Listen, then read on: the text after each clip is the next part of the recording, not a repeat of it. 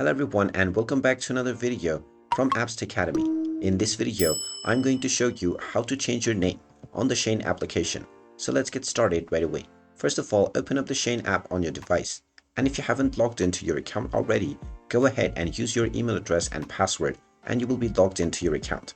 Once you are logged in, you will end up within the shop page from which you can directly start shopping for items.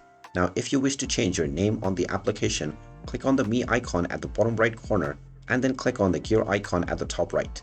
Now, from the gear icon, click on your current username and you will be taken into the edit profile menu.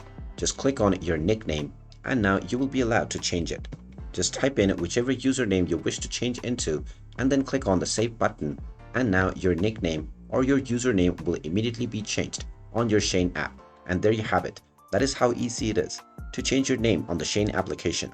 If you find this video helpful, make sure you hit that like button and subscribe to our channel if you haven't done so already. Also ring that notification bell to never miss another update from us. Thank you for watching and I will see you again in the next video.